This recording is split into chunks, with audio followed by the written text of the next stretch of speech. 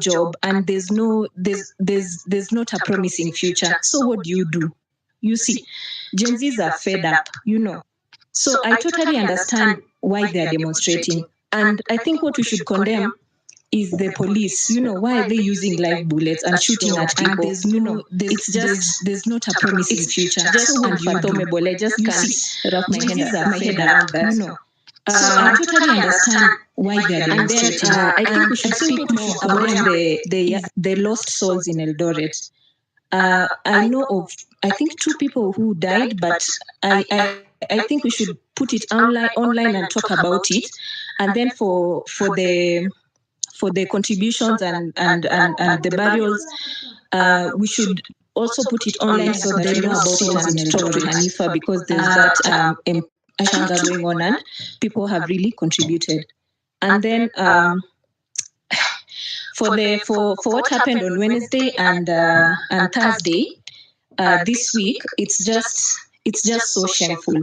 I was in town on Wednesday and I saw a group of there were like 50 or 100, and they are young men and elderly people, and then they came with motorbikes, and then they came with the UDA wheelbarrow and re-erected it up Oginga Odinga Street. And it was just, everyone was looking through the window, they're wondering what is happening. And then they were just chanting tribal songs. And then it happened on Thursday again. So Eldoret is very, very, very tribal, and it was so shameful. You're wondering, I just don't understand what is it about Eldoret.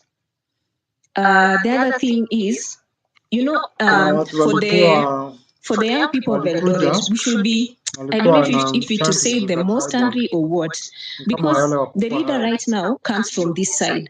Even the Finland saga, it is, when you listen how corruption and poverty does not know any tribe, does not know if you're a UDA supporter. So you see how people are being harassed, watu wanaibiwa pesa. You see, even your own MP, your own senator can steal from your parents, can steal from that mzee who has sold land to take the child to Finland, ama mpeleke Australia, and they can still steal from you. That should wake up something, should bring an awakening for you to know that these people don't have your interests at heart. They're just thinking about their stomachs and their families. So maybe to just finish up is, I don't know if for Maandamano, if we can go and just maybe sit down just to show we are peaceful protesters. And then as much as Gun might infiltrate, I think Maandamano is still the way to go, but we should find a way of showing that we are peaceful protesters. Or what I've seen, what people do, if the Maandamano starts at 10 a.m. inaisha, by 3 p.m. watu wameenda nyumbani. Then the other hiyo wakati watu wanaanza kuloot, people can leave. But I still think eternal vigilance and still speaking about this civic education is very, very, very important. Thank you. All right. Thank you. All right. I go ahead. Governor. Okay, go ahead. Okay, thank you so much for the opportunity. Mimi nataka to address things related to detention centers and all that, because I think that's my line. I've been to Eldoret State Prison na nimetoa watu kadhaa mara kadhaa kwa Eldoret police hapo kwa town. And there are things that have been disturbing me that I think as you get into the agenda of, or rather as you start preparing to think of the way forward after Maandamano and everything, that we should probably have a memorandum where we are saying of the changes that we want to see in these detention systems. And let me start with this. When you're a lawyer and you're dealing with criminal law and systems, you get really disappointed because haina tribe, haina limits. So one of the things you notice is that most of the clients that you deal with are young men. Mtu amearestiwa sijui juu ya bangi, juu ya pombe, vitu tudogo. Gen Z basically forms probably more than 80%. of the people who are being arrested. And one of the problems that I find is these arrests that are done before investigation is complete. So the police will go and apply in the court that a person is held for 21 days, and then 14 days, to come here. And that is totally unconstitutional. I think if there will be any change, any reform agenda that Gen Z should be advocating right now, is that if someone has to be arrested for a cause, the police must first investigate. And the person is at Governor, tunakupoteza. Oh. And now? Can you hear me? Okay, proceed. Okay. So within 24 hours in court. Now, your story ya kuomba extra days to investigate should be taking of the police. And one of the saddest cases I had in Eldoret, I think around February, was a person who was arrested having sold a vehicle. Na hiyo gari haikuwa na issue. Mwenye alimletea ni broker magari, mwenye alimletea na mwenye aliuziwa, they even had the vehicle. But unfortunately, there is a vehicle that had been spotted somewhere in Mtwapa that had similar number plates. So mtu alishikwa, tukajaribu kumtolea town, wakakataa, wakasema hiyo si kesi yao, akapelekwa Eldoret. Akapelekwa Mtwapa. And now you can imagine the journey of going to get someone out in Mtwapa. Then you get there, and the police goes to court and asks for extra 5 days, extra 14 days to investigate the case. And these are people who are coming from a totally different town. And even the owner of the vehicle can show CCTV footage showing that the same date when the vehicle allegedly had committed the crime, his own vehicle was in the parking. But you don't want to hear that. So that reform agenda on that process of arrest and detention before trial, that is something that should go into the memorandum of Gen Z. But then the other thing that I think we've become accustomed to, na tumekubali ni kama part of us, ni the way cells zinajengwa na prisons zinajengwa. Ukienda hapo Eldoret GK prison, let me start with the cell because I think that really bothers me. Ile sheria tunafuata sahi ya prisons ni ya pre-colonial. I think iliwekwa 1962 na huko mbali. So cells zetu zimejengwa, cells na prisons zimejengwa specifically by the design ya mzungu to punish, which is not in line with the Bill of Rights in our constitution. So I would really advocate that as we go forward, that we push for a clear policy that a cell should be a habitable place for a human being. You cannot put people in a cell. Na mliona zile picha zilikuwa zinacirculate where there is no toilet. For someone to go to the toilet, you have to ask for permission from the police. What kind of life is that? Dirisha zenyewe ziko huko juu, like 1 kilometer high. They are totally inhuman, and there is just a need for change in that particular system. Any one of us can be arrested, and actually I think why sometimes we bribe the police and those people is because when you imagine where you're being taken to, you don't want to go there. So you will do everything to talk with the police before eventually you are taken into a cell. And sometimes they will actually put you in a cell so that they put you in a situation where you have to negotiate and agree to their terms. That should stop. And Gen Z, we are the most affected people in that whole detention system. And I think we need to have it addressed as one of the things that we are agitating and that we are pushing for going forward after Maandamano and after all these things have happened. It's affecting the whole nation, and there is no single town that is not affected by this colonial architecture of cells and prisons and those disciplinary institutions. I think that's the only thing I would want to share. Thank you. Well, thank you, Governor. Maybe I was really interested in the angle of maybe lawyers from Eldoret we've been seeing the LSK doing amazing work in Nairobi, maybe championing kwa watu wenye wamekuwa abducted, kuachiliwa and whatnot. Maybe you will come back again and tell us maybe kama kuna program, watu wa Eldoret, Maloya, there's a way you guys are looking after those that were maybe arrested illegally, something close to that. I don't know who used to speak next. Nicholas, alafu tutampea Linda. Hello guys. I am not a police. And then Tony, you can speak next after Nicholas, kindly. Sorry. Okay. I'm not a policy expert, but I'm speaking like a person who is a resident investor, and I come from Eldoret, and this place is really, really important to me, so much, and I really feel bad for whatever that's happening there. Everything is so wrong about the county government. I can't even start. We've had other forums that we talk about the county government. They are misplaced priorities and everything else. And if we start lamenting about the county government right now, I think it will take a day or two on lamentations alone. So I want to be optimistic. I want to be optimistic and look at Eldoret from a young person's perspective, somebody who wants the best for this place. Among the first off, I am really sorry for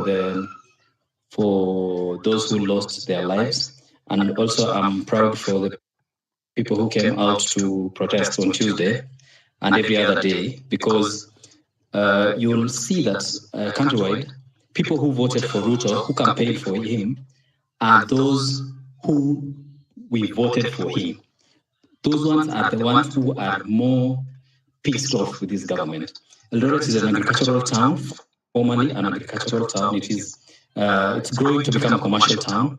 And when you talk about agriculture, I want to restrain myself from talking about the county government. But the best institute for agriculture in Eldoret is in Chebororo. Chebororo is in Marakwet. Literally, the institute is at the border of Marakwet. It's supposed to serve everyone else, like 300 kilometers away. We have a lot of issues when it comes to an agricultural town like Eldoret. It is the place where it's a place where we got fake fertilizer. I mean, we were supposed to be the ones who, because the government is ours, quote unquote, we are supposed to get the best fertilizer. We're supposed to invest in production, but we got a raw deal. And the pain of it is you have to pay for that fertilizer a month before, and that is your livelihood. Those of us whose parents are farmers, it's like you are just the livelihood of the people, had on day one, on the day of the first executive order or thereabouts, like 5 days old, when the president was sworn in, he gave his deputy the job of reforming agriculture, and I thought milk was part of it. They talk big. Milk prices, they just woke up from, I don't know where, from the cocoons right now, and they're talking about 50 shillings. I mean, if we had guaranteed minimum returns from our MP to pass guaranteed minimum returns, and it's like everywhere. Left out like 9th maize, and like another 4,000 or 4,500 per 90 kilogram of wheat. Nobody could come to the street, But we've been, I don't know, I don't want to use the F word, but we've been done that in this town. And the livelihood of people now, they've gone beyond your daily bread, and they came and give you promises that sell your land and I take your kid abroad. And what do? They take all the money and they come and talk to you on your face. They show you, they flaunt that money on your face. You sold your land, you sold everything, your livelihood, so that you can have your kids, so your kids can have a better future. But now they're stealing from parents, they're stealing from kids, they're stealing from everybody. We come down to, we want it to be a city. Myself, I see Eldoret as a commercial as a commercial. It's a gateway to other East African countries. We are a gateway to Uganda, to Congo, to Rwanda and Burundi. You go to Pipeline Eldoret. That is where DRC gets their fuel from. Uganda gets fuel from that place. We are big. If someone opened their eyes and open it as a commercial town, we would go very far, because we want to evolve from depending on agriculture to something else. Another thing is about the city. We want a city status. There is the 4 cities in Kenya. We are the smallest of the 4. We have we don't have a dual. The road infrastructure, the infrastructure of Eldoret. I don't know why. I don't know why Kipchumba. I don't know anybody who's just close to the president. I don't know why they are thinking about bringing a city in a place whereby we have the poorest infrastructure. Like if you have a small accident at Barngetuni, that one will be, I don't know. I just don't get it. But point is, being the president's backyard, somebody, all ministries, every place should just concentrate, just the way Kibaki took power and Thika Road was made. Like, president's backyard is first priority. That's no question about it. But what do? They do everything else, but they draw the line on our own development. We don't. I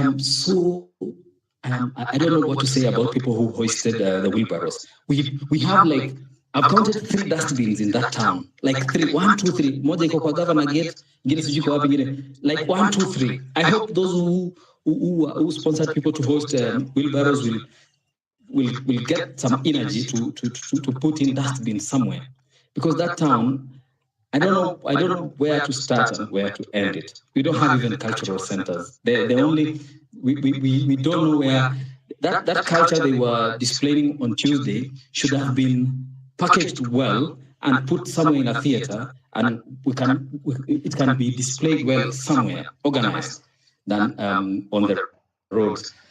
Eldoret has potential, but we are on the edge.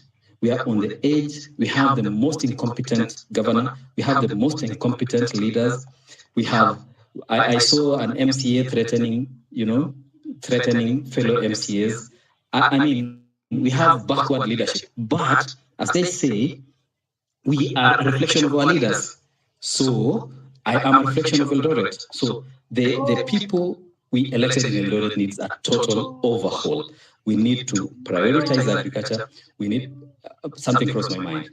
A whole president's backyard, change the name of an existing hospital to Mama Taifa Hospital. Come on, guys.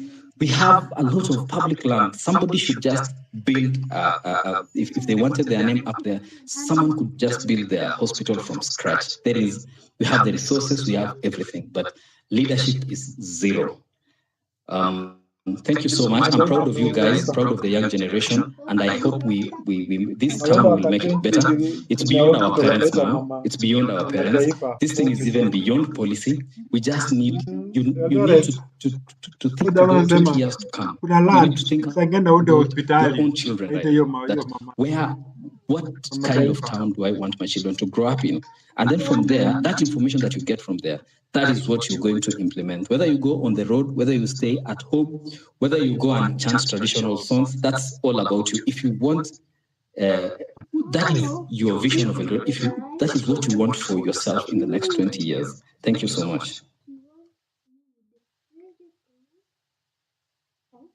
Thank you, Nicholas. Powerful submission. Tony. Yeah, take the mic. Thank you, Coach. I will speak as a person born and bred in Eldoret, and as a journalist who has been covering things previously in Eldoret. And one thing you will notice kwamba inaturudisha nyuma as people from Eldoret, all tribes, all ages, we all need to emancipate our parents and siblings and kin from politician power. They've been using tribalism forever. For example, hii mambo ya yenye tuliona juzi ya some guys wamelipwa wanatokea sijui wameambiwa tauni inaenda, watu waandamanaji wanachukua tauni. Amount of damage ya hawa politicians wakiwa in power is bigger than the amount of damage that was done by the protesters kwa hizi street. But because they knew, these politicians, they know if we play the card ya tribalism, if we play the card ya kulipa hawa watu, they will come out and defend us. We even have information that hizo kuchomeana the library. I like the analysis of the previous speaker mwenye alisema nani anayochoma, why would you burn down a library? We have information that hizo vitu those politicians are doing it themselves, just sponsoring wenyewe kwa wenyewe. I'm fighting this guy. They're taking advantage of that because they know you, the people, will fall for their cheat every day. On the issue, I want just to be brief. I have a lot of information here. Eldoret and politicians, how they work, maybe mambo yote. I've been covering those. Many people know me as Hubs Media previously until I escaped that place because of tribalism na mambo kama ya politicians. I'm brief on that. On the issue of demonstrations, from the experience that I had covering mambo ya Finland, mambo ya factories, because I dedicated my work to make sure I amplify the voices of those people because I knew what was going on behind it. I knew who was wrong. As a journalist, I cannot say fulani na fulani wamefanya. I can only amplify the voices of somebody who is protesting. One trick they used, yenye ilikuwa peaceful na yenye ilifanya hata hakuna askari anaweza waguza. If you go out in the street, you can either sit down or kneel down. If you kneel down kwa hizo street za Eldoret, no policeman would fire a bullet at you. You have seen from the cultural guys when walikuwa wametokea juu, there's that move ya kuinama kidogo kusquat, ya kuimba hizo nyimbo and such and such. When you're squatting ama when you're kneeling down, the police are disarmed. Hawezi anza kuwashoot. Another issue, the issue of politicians paying goods because wanaleta corruption. Hii mambo hii watu yetu walileta hizi corruptions kidogo kidogo unapatapata huku.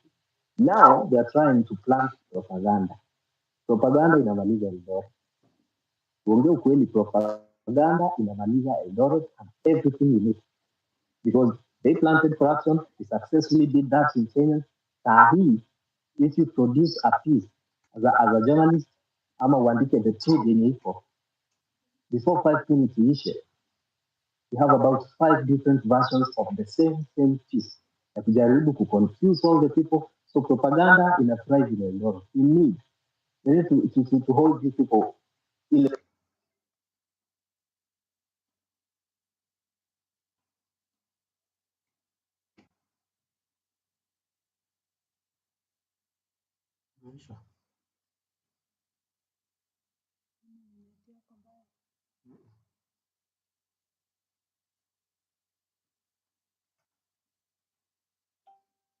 Imeandikwa ni excellent. Correct, imeandikwa ni excellent.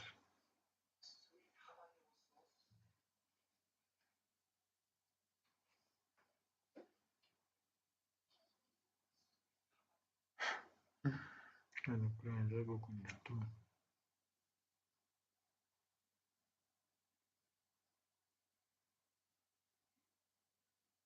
Correct, imeandikwa ni excellent.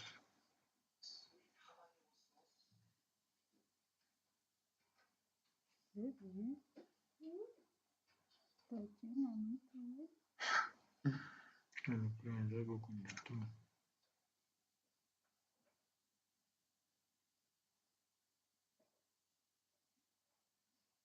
Correct, imeandikwa ni excellent.